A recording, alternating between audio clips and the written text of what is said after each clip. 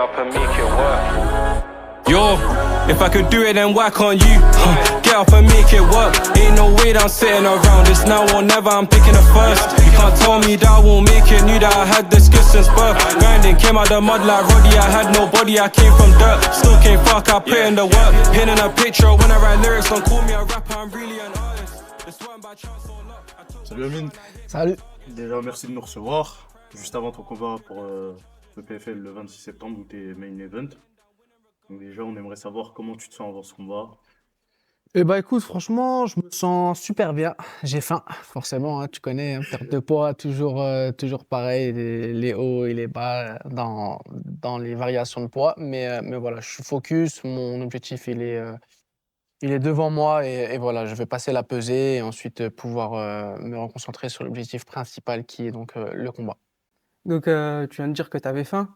C'est que tu suis une diète là, du coup, pendant la préparation. Tu as beaucoup de poids à perdre. Alors, à la base, je suis parti d'un poids de 87 kilos, sachant que je suis un combattant qui combat en lightweight, donc catégorie 70 kilos. Je suis parti avec donc 17 kilos à perdre. Et ça, j'ai commencé, on va dire, il y a 6 semaines, tu vois. Là, il reste une semaine, je suis au combat. Donc voilà, j'ai environ 7 semaines pour pouvoir perdre ces 17 kilos et faire le poids. Donc bon, maintenant ça va, j'ai la chance d'être bien entouré, un nutritionniste, un cuisinier. Donc j'ai, on va dire, toute la recette qu'il faut pour pouvoir atteindre le poids le plus professionnellement possible. Et justement, en parlant de préparation avec nutritionniste et tout ce qui suit derrière, comment tu te prépares toi pour un gros combat comme ça? Comment tu places tes entraînements? Comment tu manges? Alors, pour la partie entraînement, je fais quasiment tout à Paris. Moi, maintenant, depuis 1 an et demi, je me suis rapproché d'un coach là-bas qui s'appelle donc Johnny Frachet. C'est le head coach de la salle US Metro, une salle qui se situe dans le 12e arrondissement de Paris. Et c'est là-bas que j'effectue donc toutes mes préparations. Il s'occupe de moi sur la partie boxe, lutte, MMA et préparation physique. Et j'ai aussi la chance d'avoir des sparring partners de qualité là-bas, comme des mecs qui sont à l'UFC, comme Tyler Lapillus, Morgan Charrière. Franchement, j'ai des mecs du top niveau et j'ai ce qu'il faut pour pouvoir m'entraîner. Maintenant, comment je place mes entraînements? Bah écoute, c'est du lundi au dimanche et généralement, je prends le samedi en repos. Mais ça m'arrive de faire des longues semaines sans un seul jour off. Et ça, pendant cette prépa, je l'ai fait pendant 4 semaines, je crois. 4 semaines où j'ai pas eu un seul jour off. Et parce que j'en ressentais pas le besoin, je me sentais bien. Et donc, tu t'entraînes avec d'autres combattants de MMA. On sait qu'à l'US Metro, il y a pas mal de combattants amateurs qui ont, par exemple, participé aux IMAF, etc. Est-ce que tu t'entraînes également avec des amateurs ou que des professionnels? Alors, ça m'arrive de croiser les amateurs sur le tapis. C'est très rare qu'on est en entraînement avec eux parce qu'à l'US Metro, il faut savoir que de 9h à 10h30, c'est la partie donc amateur, donc les amateurs qui font les MMA League, etc. viennent généralement sur ce créneau-là. Et ensuite, les pros, on fait de 10h30 jusqu'à 12h30. Donc voilà, c'est un peu plus long et ça nous arrive quelquefois d'avoir des amateurs qui sont tellement forts dans leur section qui viennent avec nous sur le cours pro parce que voilà, ils sont trop forts pour le coup amateur, mais ils combattent toujours en amateur, donc ils se mélangent avec nous les professionnels. Ok. Là, tu disais que tu as passé presque 4 semaines, 7 jours sur 7, sans repos à t'entraîner. Justement, par rapport à tout ça, à ta préparation, comment toi tu fais pour avoir un peu de temps à toi avec ta famille ou comment tu te sens? Est-ce que c'est pas trop dur pour toi de... Écoute, franchement, trop dur, on va dire, tout est relatif, hein. On fait un choix. Moi, j'ai connu ma femme, j'étais déjà dans le sport et je compte faire ma carrière jusqu'à mes 35, 36 ans. Donc voilà, ça continuera d'être dur pendant encore quelques années et malheureusement, c'est le train de vie qu'on a choisi. Donc certes, c'est dur. Je pars à Paris, je vois pas mes enfants. Je rentre, je les vois que très peu pendant 2 jours où je dois allier entraînement, diététique et passer du temps avec eux. Donc voilà, certes, c'est dur, mais voilà, on a choisi la voie qu'on voulait. C'est quelque chose que j'aime et qui, dans mon futur, voilà, je prépare mon futur, quoi, notre futur. Pour revenir sur le poids, on sait que tu enchaînes beaucoup de combats cette année. Là, c'est déjà le 5e, je crois, combat de l'année. Donc, entre chaque combat, est-ce que tu continues à faire attention, à suivre une diète ou alors tu remontes en poids haut? Comment tu gères ça? Franchement, j'arrache tout. Franchement, non, entre les combats, j'arrache tout. J'ai pas de limite. J'ai pas de limite. Je pars même des fois dans une boulimie carrément, tu vois. Et c'est vrai que la semaine d'après combat, il m'est arrivé de manger jusqu'à en vomir. De manger Ah jusqu'à en ouais. vomir, ouais, voilà. On se restreint pendant trop longtemps. Là, comme je vous l'ai dit, c'est ma 6e ou 7e semaine de jet. Donc voilà, forcément, c'est dur. On a des envies qu'on peut pas, malheureusement pas assouvir. Donc voilà, j'ai hâte de passer le combat et pouvoir continuer à manger. Maintenant, avant chaque combat, je me dis, bon, vas-y, je vais faire attention au prochain, mais malheureusement, mon cerveau, il vrille et Mm. je mange tout et n'importe quoi. Ok. Là, t'en as fait un il y a pas très longtemps de combat. Ouais. Là, t'es main event sur celui-là. Pour toi, combattre à Nantes, en plus de ça, dans ta ville, pour toi, est-ce que c'est entre guillemets, une charge mentale en plus, ou est-ce que justement ça te donne encore plus de force de faire ce combat à Nantes en venant de... Bah, franchement, je dirais que c'est un peu des deux. C'est un peu des deux. Le fait de combattre à Nantes et en plus en main event, c'est forcément une charge mentale parce que beaucoup de gens donc, se déplacent à cette soirée pour toi et uniquement toi, tu vois, ils viennent te voir, donc ils en attendent beaucoup de ta part. Il y a également tous les virus, si je puis dire, qui, tu vois, qui te disent: «Bon Amine, est-ce que je peux venir dans le vestiaire? Est-ce que je peux être dans ton coin? Est-ce que ceci? Est-ce que cela?» Ça, c'est bon, maintenant, à l'heure d'aujourd'hui, j'en rigole, tu vois? Mais c'est des trucs qui c'est vrai qu'ils font mal au crâne, tu vois, un peu tout le temps. Mais voilà, mais sinon, c'est une immense fierté et je suis vraiment honoré d'être la tête d'affiche de cet, événement qui se passe dans ma ville où je suis né, là où j'ai grandi et franchement, c'est un honneur pour moi, en plus d'être une charge mentale, forcément. Et le combat, il se déroule donc à Nantes. Donc, après le combat, est-ce que tu as une petite idée d'où tu irais manger? Eh ben, écoute, carrément, ouais, j'ai tourné une vidéo en plus, hier avec, mon ami de chez, Shake Burger et donc voilà, le rendez-vous est pris. C'est, après, la victoire, on va tous se retrouver donc à Shake Burger pour ceux qui veulent, venir manger. Et pour l'occasion, il y aura 31 menus offerts pour mon 31e combat. Ok. Voilà. C'est c'est ton deuxième combat à Nantes, Ouais. du coup, tu en as déjà fait un premier. Tu voyages quand même pas mal avec le sport que tu fais. Tu vas dans d'autres villes ou dans d'autres pays.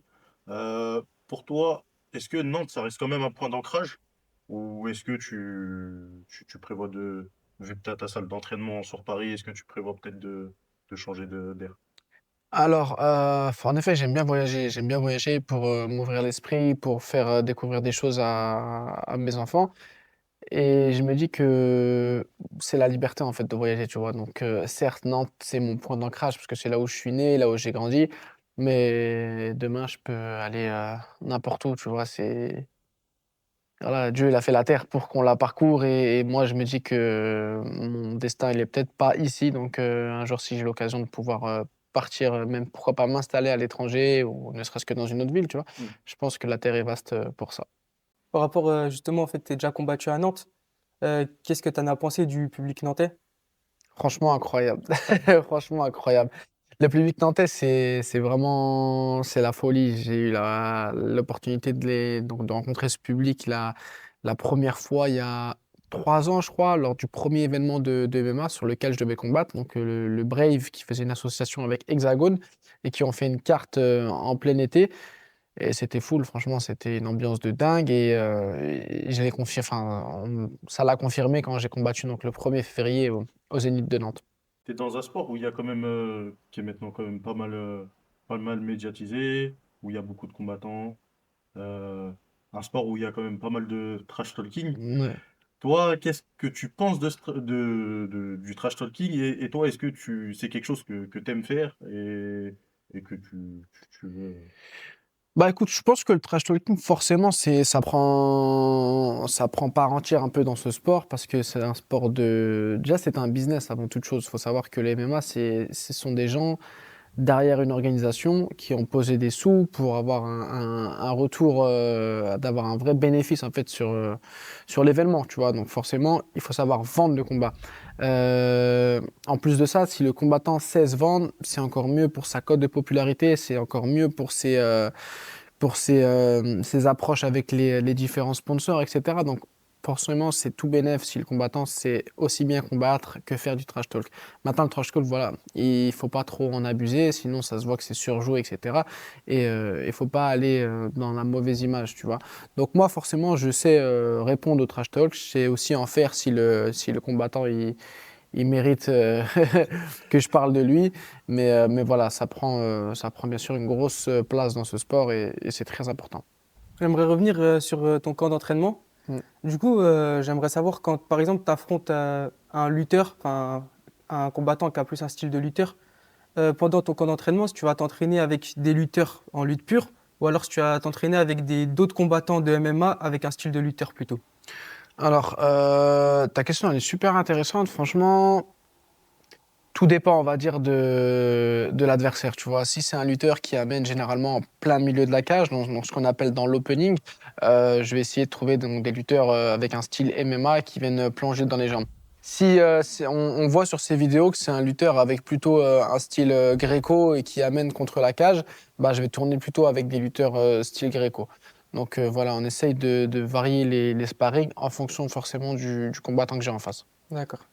On- Tout à l'heure, tu disais que dans ton camp d'entraînement, tu pouvais t'entraîner avec des gens comme Morgan Charrière ou d'autres qui font partie aussi de l'UFC.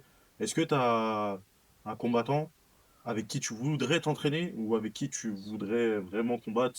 Pour toi, c'est quelque chose, ça serait un objectif de faire ça? Bah écoute, un combattant que j'aimerais bien combattre, à l'époque il y avait Dustin Poirier, bon maintenant il s'est retiré, mais voilà c'était le genre de combattant qui me donnait vraiment, qui faisait rêver en gros, tu vois, vraiment je veux affronter cette personne-là parce que son style il est guerrier, tu vois, il est debout avec les poings, etc. C'est tout ce que j'aime. Maintenant voilà, si j'ai l'occasion de pouvoir m'entraîner avec ce gars-là ou Ilia Topuria aussi, donc le champion en 70 kilos de l'UFC, ce seraient des choses qui seraient énormes. Sinon, un nom en tête, j'ai Paul Hughes, qui est actuellement le numéro 1 au PFL et qui va combattre une semaine après moi pour la ceinture contre Ousmane Nurmagomedov à Dubaï. Ça, c'est un nom que j'ai en tête et c'est un gars que j'aimerais combattre. Quelle, euh, quelle pratique, entre guillemets, dans un combat où t'es le plus à l'aise et où tu as envie d'emmener ton adversaire vers... Alors, moi, j'ai un tempérament un peu bagarreur, tu vois, ce qui fait que forcément, mon style de combat amène à rester debout souvent. Et lorsque je vais au sol, si ça va au sol, c'est pour frapper et faire des dégâts à l'adversaire. Donc voilà, c'est le style de combat que j'aime, c'est le style de combat que mon cerveau est prêt à faire dans la cage. Donc voilà, je pense que moi, mon avantage est totalement debout.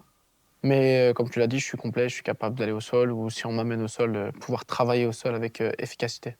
Même si t'aimes pas trop faire des prédictions, toi, t'aimerais bien que ça se déroule comment le 26 septembre à Nantes?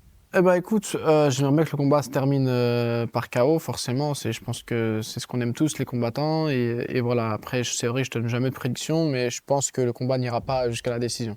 Justement, par rapport à ce combat à Nantes, est-ce que tu as prévu de faire une grosse entrée comme t'as déjà pu faire à Nantes ou est-ce que tu prévois de faire une entrée assez simple Alors, j'ai prévu d'être assez simple sur l'entrée. Et voilà, c'est mon premier combat au PFL. C'est la deuxième plus grosse organisation mondiale. J'ai pas envie de me louper ou de me rajouter une certaine pression comme j'aurais pu le faire le 1er février à l'Hexagone. J'étais rentré donc sur une moto qui est un de mes passe-temps et un hobby que j'aime bien faire. Mais voilà, là, j'ai pas envie de me rajouter de la pression bêtement et j'ai envie d'être totalement focus sur le combat et sur l'adversaire.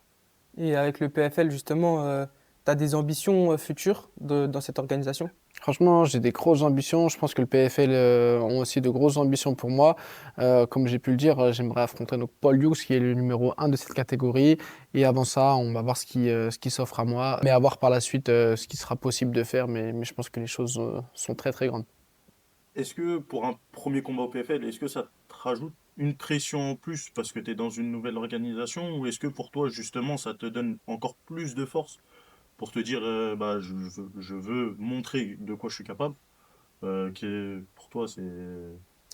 Bah écoute, franchement, j'ai envie de te dire, ça me change pas grand-chose en vrai, tu vois. J'ai combattu dans plus de 15 organisations, donc j'ai souvent connu des nouvelles organisations. Et voilà, là, le PFL, c'est qu'une étape de plus, on va dire, dans ma construction de moi-même déjà. Et voilà, je suis prêt à performer. Je me suis entraîné dur pour ça. Et donc voilà, peu importe, on va dire, la grandeur de l'événement qui sera, qui sera là le 26 septembre, je serai prêt car je me suis préparé dur pour ça. Moi, j'aimerais bien te demander, c'est à quoi ressemble une journée type pendant ta préparation? Ok, alors une journée type, c'est généralement un réveil aux alentours de 8h30. L'entraînement donc est à 10h30.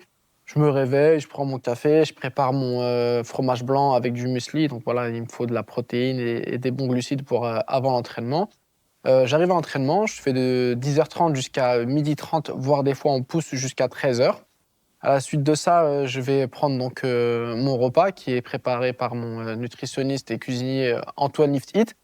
Je réchauffe, tout est tout est bien carré, on va dire, dans le plat, le glucides, protéines, lipides, etc. Tout est bien équilibré. Ensuite, je fais une petite sieste généralement.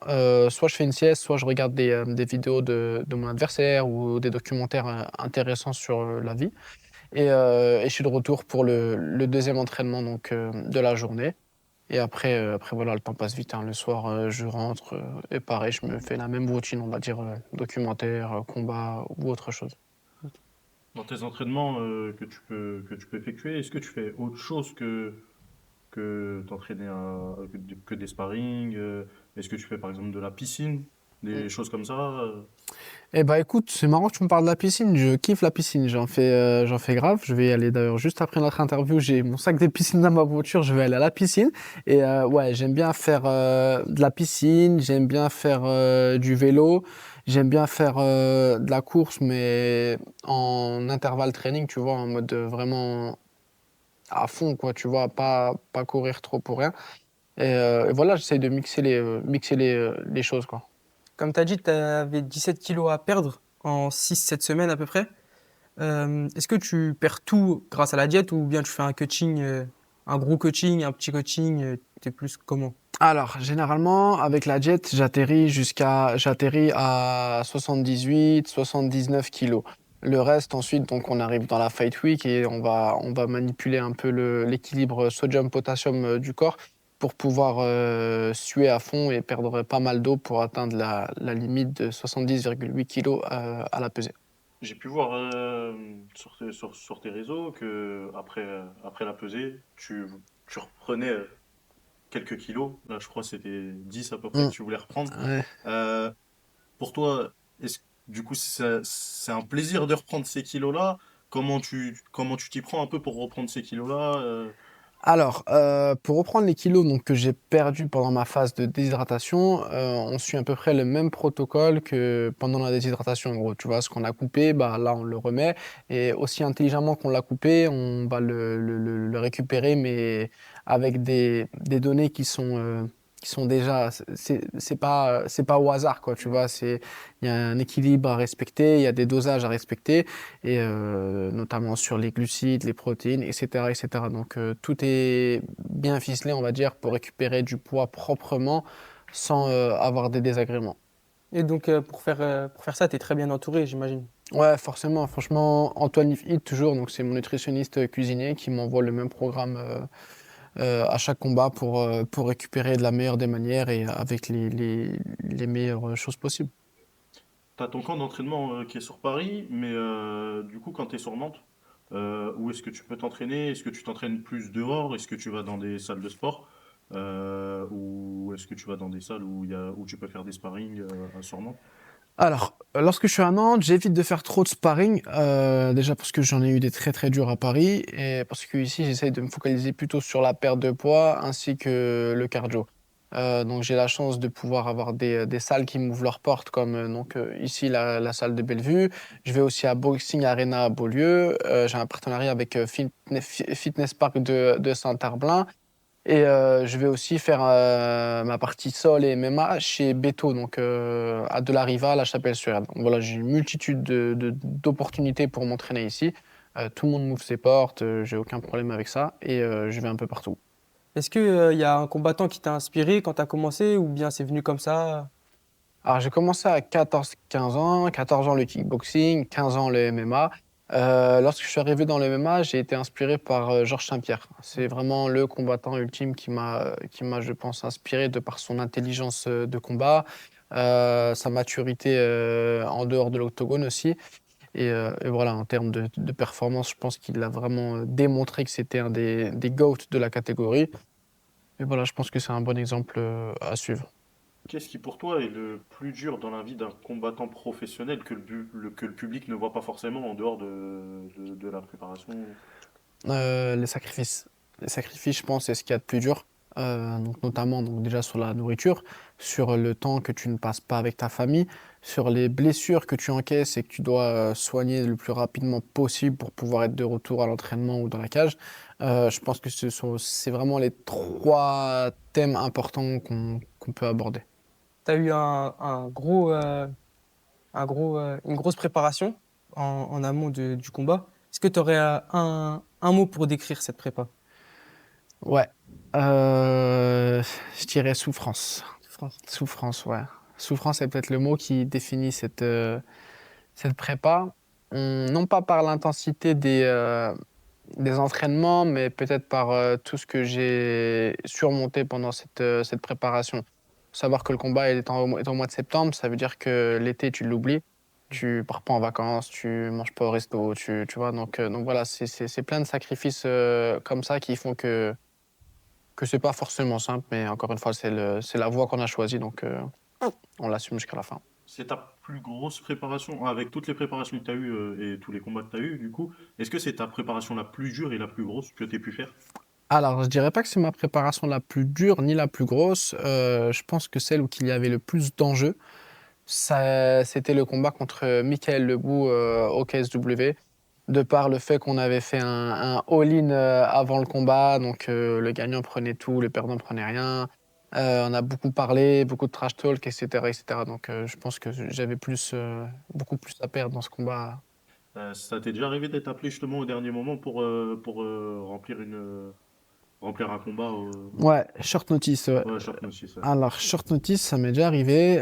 J'étais en vacances à Marrakech, juste après mon combat d'ailleurs contre Lebou. Donc c'était au mois de juin. Et au mois de juin, mon manager m'appelle et me dit Amine, qu'est-ce que tu fais en ce moment? Bah, je lui dis bah rien, écoute, je suis en vacances à Marrakech et tout.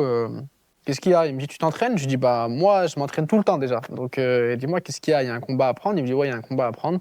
Est-ce que tu es prêt pour dans 5 jours aller à Dubaï pour aller combattre dans une grosse organisation? Et j'ai dit bah écoute, let's go, on y va. Forcément, je suis prêt à le faire dans la catégorie du dessus, par contre, parce que je pourrais pas descendre le poids. Mais vas-y, on y va. Et donc à Dubaï, tu as combattu le même adversaire, je crois que tu as combattu à Hexagone à Nantes. Ouais. Est-ce que quand tu combats 2 fois le même adversaire, tu pars avec, on va dire, tu es plus à l'aise mentalement, tu penses que tu as l'ascendant psychologique sur lui ou pas? Alors en fait, c'est une sensation que j'aime pas du tout, parce que tu es un peu trop à l'aise justement, tu vois. Et moi, j'aime bien le goût du risque. Et quand tu as battu un adversaire donc, par KO au deuxième round, tu te dis, bon, bah là, il faut que je fasse mieux, en fait, tu vois. Donc forcément, tu te rajoutes une petite pression supplémentaire et tu n'es plus trop dans le danger où tu te dis, waouh, le gars, il est dangereux, il va me battre. Non, tu ne te dis pas, il va te battre. Tu te dis, je vais le battre, mais il faut que je le bats encore mieux que la première fois. Pour les jeunes qui en font et qui veulent aller plus loin, qu'est-ce que tu est-ce que tu aurais un conseil à leur donner ou est-ce que tu aurais un mot à leur dire?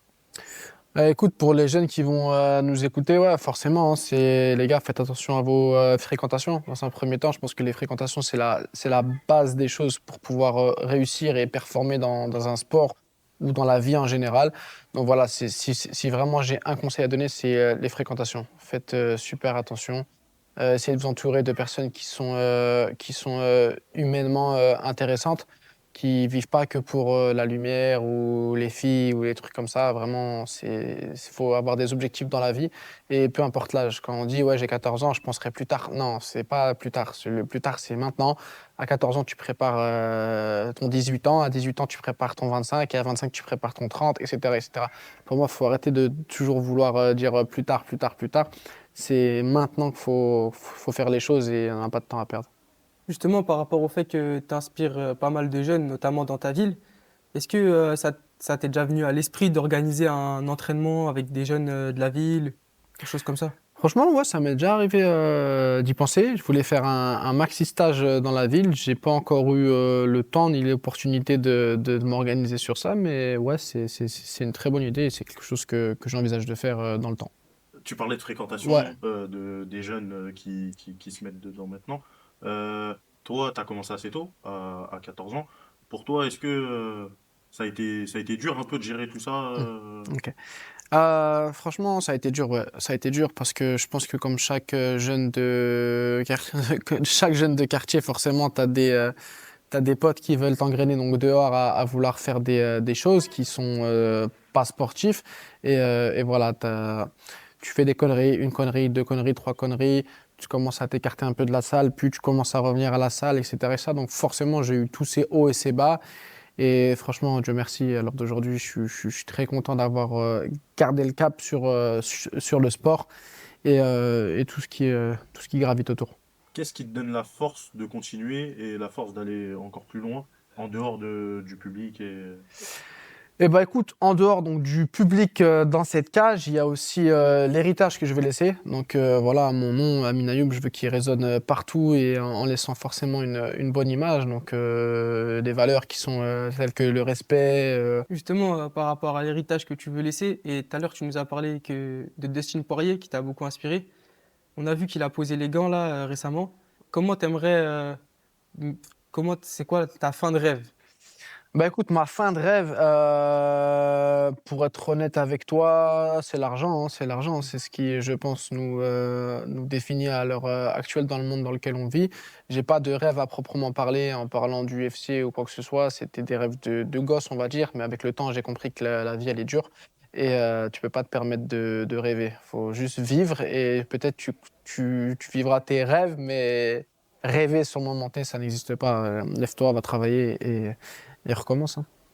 On va finir sur ça. Est-ce que tu as un dernier petit mot à dire à ton public ou aux gens qui peuvent te connaître à ton entrée au PFL? Est-ce que tu as...